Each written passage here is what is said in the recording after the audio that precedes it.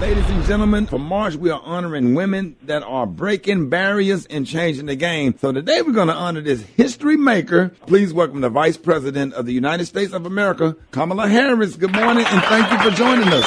Good morning, Rickey. It's good to be back with you. Good morning, and to all your listeners. Absolutely. As we celebrate Women's History Month, we are so excited for you to join us this morning. You know, and for you personally, how does it feel to be someone who has such a significant impact in history? Well, you know, listen, my mother said to me many times, Kamala, you may be the first to do many things. Make sure you're not the last. And so the way I feel about it all is that while I am here, I have a duty and a responsibility to make sure that the door is wider and bigger, and the path is easier and wider for all those to follow. And so that's how I think about the position. And, you know, Women's History, we just did a reception at my house at the Vice President's residence and had all these extraordinary women leaders, Rickey. I mean, we had everyone from Megan Thee Stallion, who has been doing so much good work around her, using her voice on the issue of mental health, to Sandra Morgan, who was the first black woman to lead an NFL team, to astronauts and gold medal Olympians. And so being able to lift up all these women and these young women is really a joy and a blessing. That is so awesome. I'm so excited, you know, just to be in the midst and celebrating Women's History Month. And now in the news recently, we keep hearing about banks closing and the FDIC is taking over. Should people be concerned about their money in the bank, and how does this affect the average person? Well, listen, first of all, we obviously want to pay attention to what's happening in the banking system always, right? And I will say, though, that our banking system is intact, it is safe, and people should not be concerned about what happened in Silicon Valley as having a direct impact on their stability and financial stability. But I will tell you, I've been doing a lot of work over the last 2 years, and even before when I was in the United States Senate, to strengthen and get more money into our community banks. Because when you look at our community banks, they are, of course, in the community. They are run by people who understand the community and are a great source of support for our small businesses, which is about the creation of jobs, and it is about tapping into the creativity and the entrepreneurial spirit of our communities and making sure that people have access to capital. And so I'm going to continue to work on that and grow that work, because when I look at where we come from, where we live,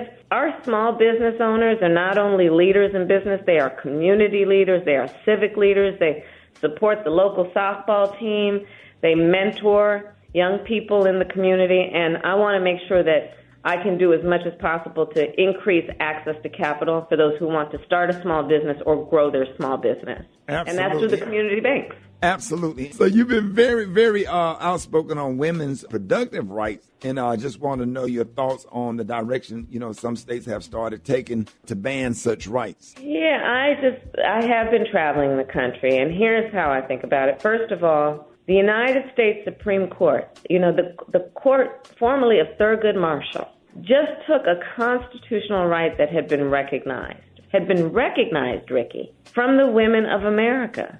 Yes, and we have, we stand on broad shoulders who marched and fought and died for freedom and for the expansion of rights. And this is a taking of a right that had been recognized. But not only that, when you think about it, here's the thing. Nobody should have their government tell them what they should be doing with their body. And right. I feel strongly you don't have to abandon your faith or deeply held beliefs to agree the government should not be telling her what to do with her body. And that fundamentally is this issue. And so we should all speak up and speak out about the right of people to make these decisions for themselves and not some politician to be making this decision for them. And that is fundamentally the issue at play. And it really does present a healthcare crisis, because what's happening is what you're going to see, and what we've already been seeing, is in those states that are banning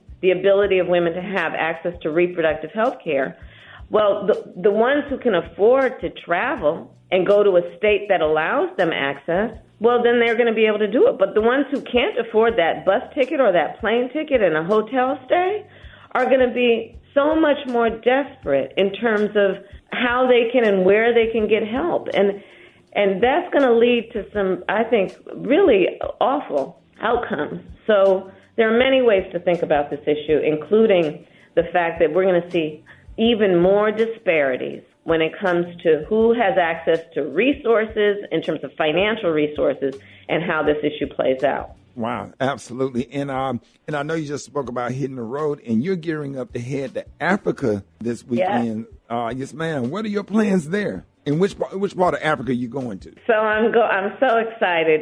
We leave on Saturday, and I'm going to Ghana, to Tanzania, and to Zambia. And my grandparents actually lived in Zambia, and so I went to Africa to visit with them when I was a young girl, and I have not been back to the continent since. And so I'm really excited about this trip. But really, here's the main reason I'm so excited about it. Rickey, the median age on the continent of Africa is 19. Oh, wow. 19.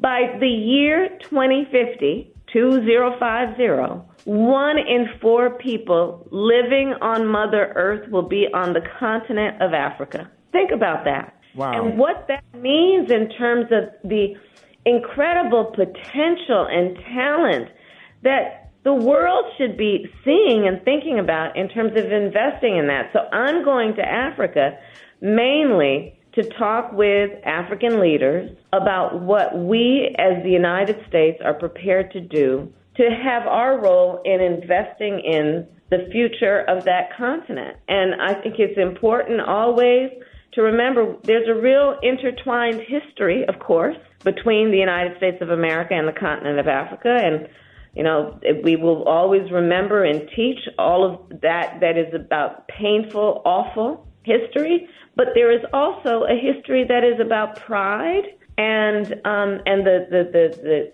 culture and the traditions that so many of us have inherited because of that intertwined relationship.